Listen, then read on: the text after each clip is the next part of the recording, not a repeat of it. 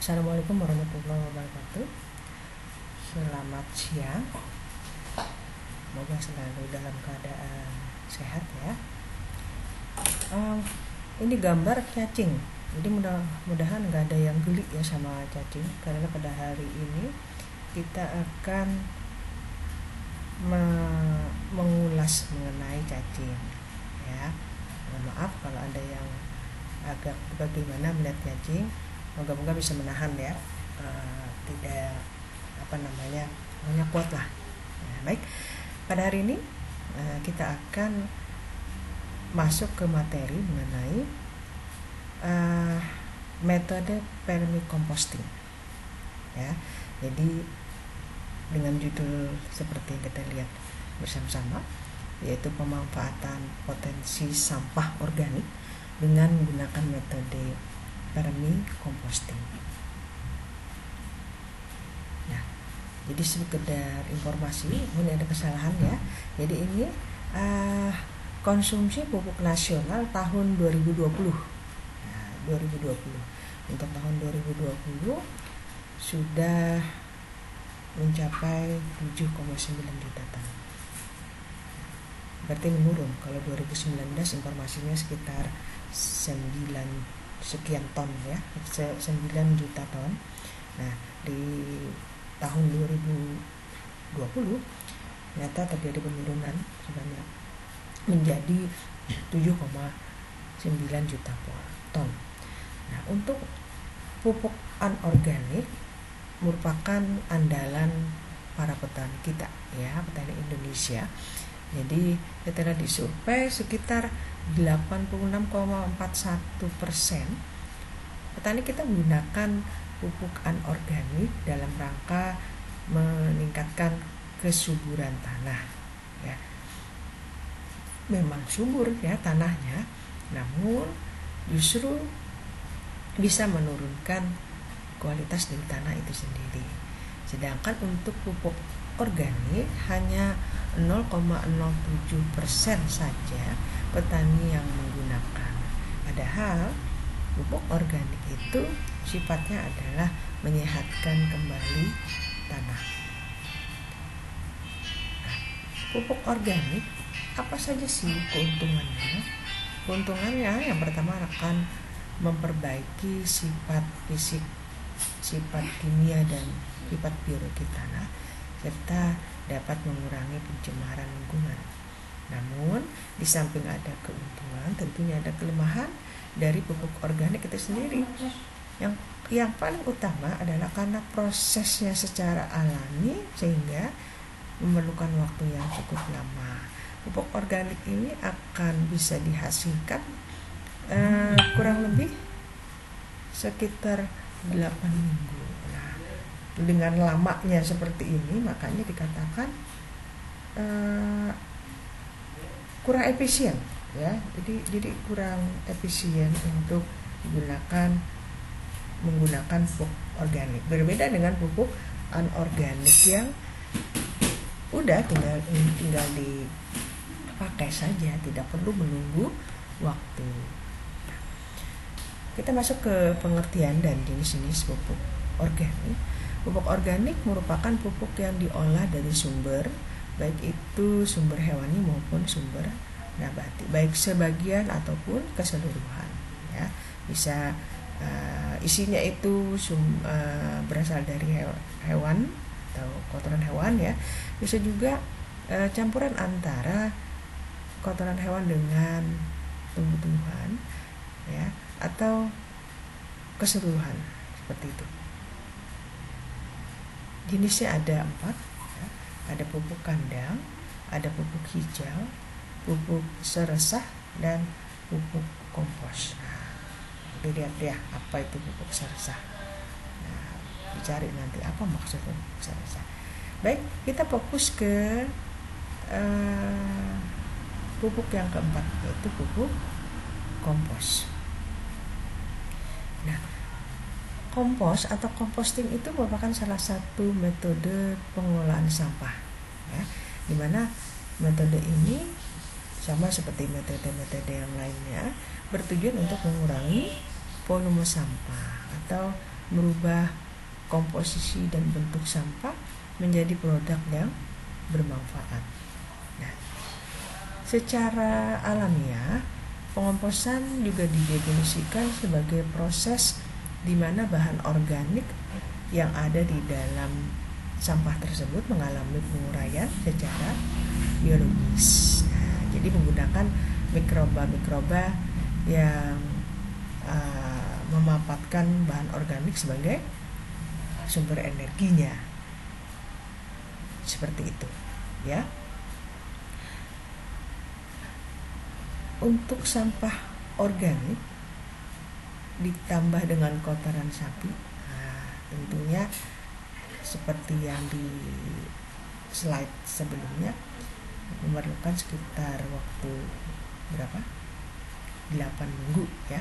Nah, dikatakan di sini akan menghasilkan kompos, baru menghasilkan kompos sehingga kategorinya lama, ya. Nah, kenapa jadi lama?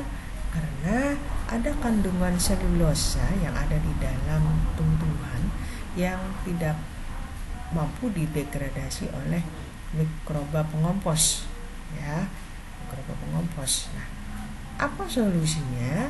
Solusinya adalah dengan menambahkan cacing tanah di dalam proses pengomposan tersebut. Nah, kalau muncul pertanyaan, mengapa cacing? Mengapa cacing tanah yang digunakan? Jadi, cacing tanah diciptakan Tuhan Yang Maha Esa mampu mempertahankan produktivitas tanah, ya. Dia memerlukan 5 hingga 10% makanan untuk tumbuh dan sisanya dibuang dalam bentuk ekresi, di mana bahan yang diekresikan tadi mengandung banyak senyawa organik kaya akan unsur hara baik mikro maupun makro serta juga mengandung vitamin. Nah, populasi cacing akan meningkat secara drastis apabila biomasa, dalam hal ini bahan yang kita gunakan untuk proses kompos tadi, kaya akan nutrisi, ya. Contohnya akan digunakan yaitu sampah organik. Baik, apakah semua jenis cacing dapat digunakan untuk proses vermicomposting? Ternyata ada beberapa cacing yang telah diteliti sebelumnya bahwa aktivitas cacing tanah yang mampu atau yang memiliki peran dalam mempertahankan produktivitas tanah itu jenisnya seperti yang kita lihat di depan. Ada jenis atau spesies Lumbricus rubellus, kemudian Eisenia putida, dan Pheretima asiatica. Jadi 3 jenis cacing ini adalah cacing tanah yang memiliki peran penting terutama dalam mempertahankan produktivitas tanah, ya. Nah, limbah organik dikatakan di sini limbah organik yang dengan berat sekitar 1 ton akan menghasilkan sekitar 300 kg vermikompos. Banyak sekali, ya, 1 ton akan menghasilkan 300 kg.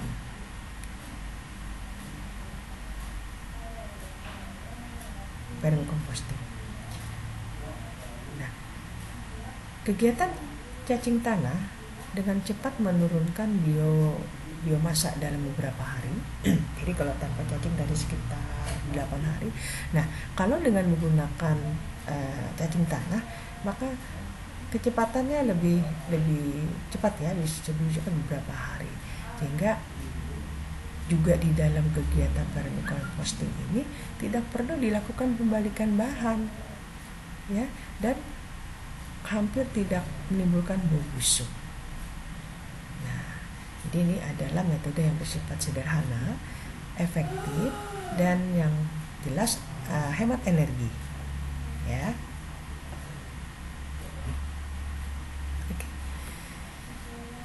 Kelebihan metode vermicomposting dapat menahan air sebesar 40 hingga 60%, sehingga bahan organik lembab ya, kelembapannya dapat dipertahankan. Selanjutnya, mengandung unsur hara yang dibutuhkan tanaman seperti N, nitrogen, fosfor, kalium, magnesium, besi, mangan, aluminium, natrium, cuprum, dan zinc atau besi. Nah, tadi sudah saya sampaikan, hampir tidak menimbulkan bau busuk, efektif, sederhana, dan hemat energi. Baik, untuk cara pembuatan vermicomposting ada 3 tahap. Ada 3 tahapan penting di sini. Yang pertama adalah pengadaan cacing tanahnya dulu. Harus ada dulu cacing tanahnya, ya. Selanjutnya, setelah ada cacing tanahnya, kegiatan yang kedua adalah memperbanyak cacing tanahnya. Nah, setelah cacing tanahnya banyak, maka kita bisa melakukan proses pengomposan. Oke. Nah, jadi sampah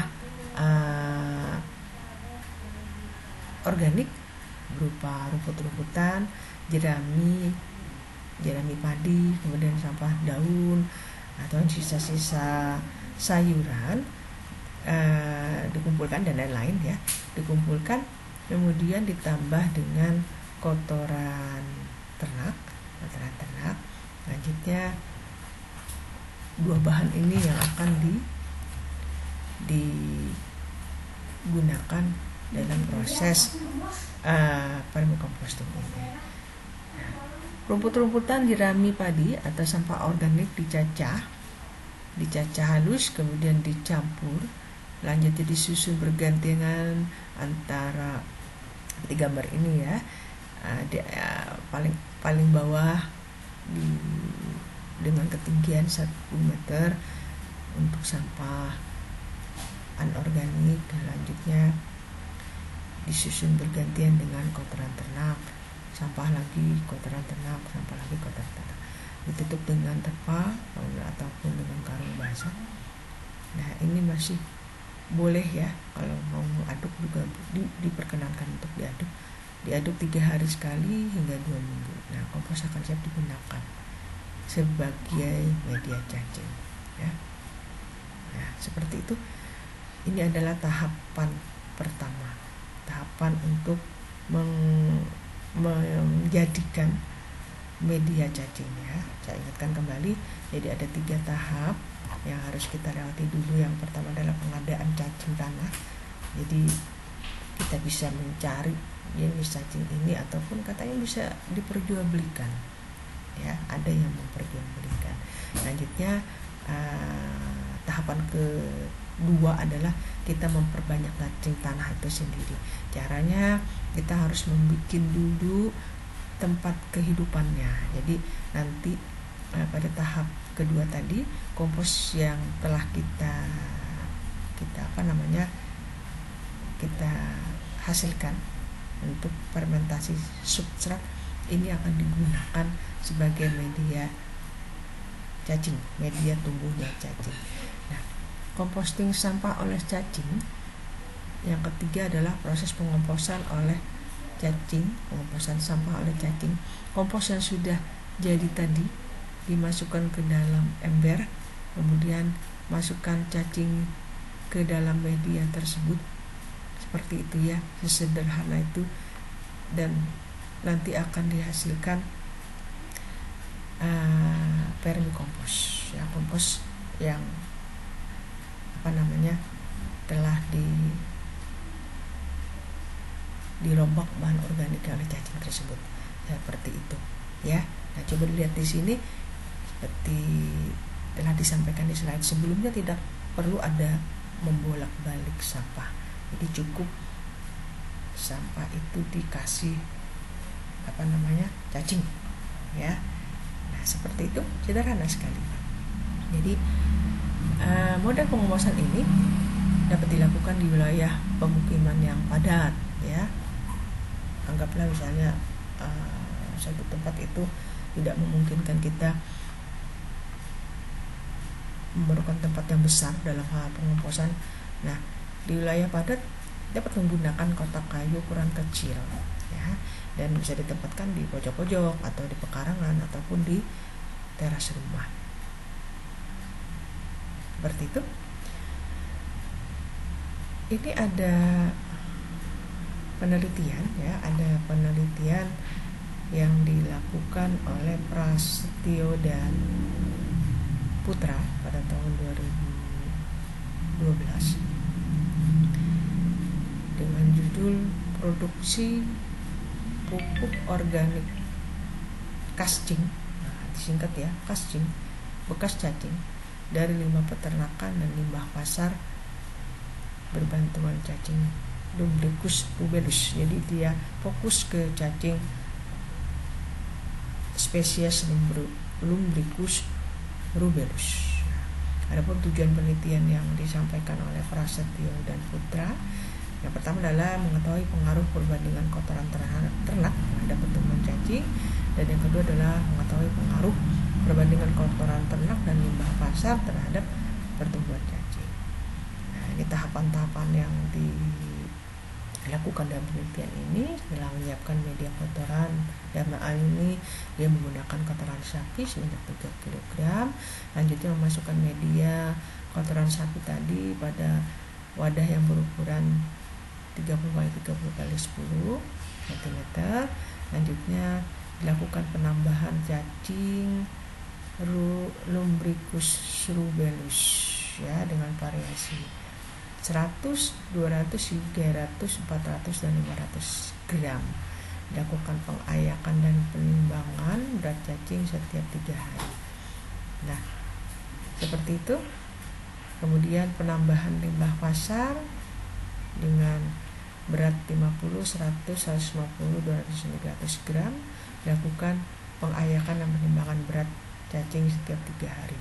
Jadi di sini ada dua variasi perlakuan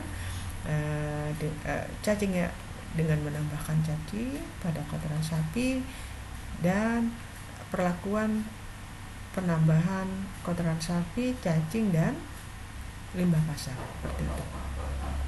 Lanjutnya hasil dapat dilihat di sini grafik hubungan berat badan dengan waktu. Jadi berat cacing itu bertambah seiring waktu. Berat cacing bertambah seiring waktu. Coba lihat di sana sekitar pertambahannya sekitar 100 sampai 400 gram. Artinya semakin banyak cacing maka akan semakin banyak kotoran sapi yang dimakannya. Wajar ya? Wajar. Jadi cacingnya banyak, kotoran sapi yang diperlukan untuk makanannya pun banyak juga ya seperti manusia lah. Nah, orangnya banyak maka makanannya juga harus banyak. Nah, sedangkan untuk hubungan berat badan cacing dengan waktu dan sampah pasar, semakin sedikit sampah pasar maka berat badan cacing semakin naik. Nah, ya 1 kilogram cacing itu mampu mereduksi atau memakan sampah per harinya setengah dari berat badannya ya, sehingga untuk 1 kilogram cacing yang dimasukkan itu mampu mereduksi sekitar 0,5 kilogram sampah ya, seperti itu. Jadi kesimpulannya adalah kondisi yang paling optimal adalah pada saat dilakukan perlakuan dengan penambahan cacing sebanyak 100 gram dan sampah pasar yang dimasukkan sebesar 50 gram dan kotoran sapi 3 kg. Jadi ini yang paling optimal untuk menghasilkan vermicomposting atau kompos yang didegradasi ya oleh cacing. Nah, seperti itu mungkin yang bisa saya sampaikan. Jadi secara manfaat ya, pengomposan ini tentunya akan memberikan manfaat baik dari segi ekonomi terutama ya, lingkungan, kesehatan kita ya, terutama kesehatan lingkungan. Nah, untuk teknologi pemanfaatan pembuatan kompos ini dapat dilakukan secara individu ya, karena sederhana sekali penggunaannya. Kemudian juga secara ekonomi akan mengurangi jumlah sampah ya, sehingga ini juga akan berdampak pada biaya operasional pemusnahan sampah ya, penurunan biaya operasional pemusnahan sampah. Nah, kemudian dari segi lingkungan, pengomposan merupakan salah satu metode daur ulang yang alami yang mampu mengembalikan bahan organik ke dalam siklus alaminya. Nah, sehingga dengan kondisi ini maka pencemaran lingkungan disebabkan karena sampah yang dibakar ataupun dibuang sembarangan ataupun yang dikumpulkan di TPA itu akan semakin berkurang ya. Kemudian juga dari segi sosial sebenarnya ini dapat menjadi lapangan kerja ya, lapangan kerja. Bisa lah, karena dengan sederhana seperti ini akan bisa menghasilkan pupuk vermicomposting, pupuk kosmosen dapat dijual. Apalagi sekarang banyak sekali yang suka berkebun tentunya ini akan menjadi lapangan usaha. Nah, bisa juga selain jadi lapangan kerja atau lapangan usaha baru, tempatnya dapat dijadikan sebagai objek pembelajaran lingkungan baik bagi masyarakat maupun bagi dunia pendidikan. Nah, seperti itu ya. Jadi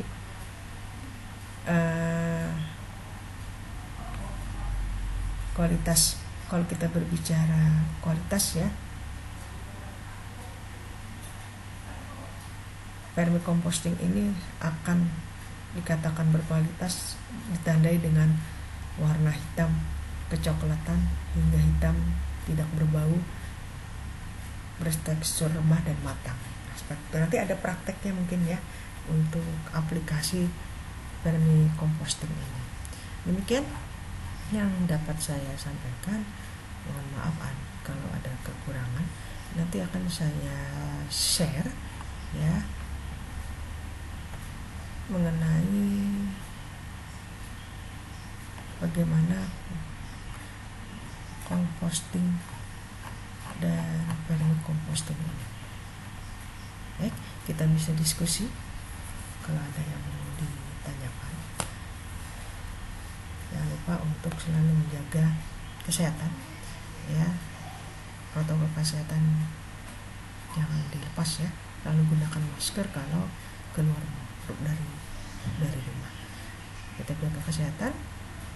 Terima kasih atas perhatiannya. Selamat siang. Assalamualaikum warahmatullahi wabarakatuh.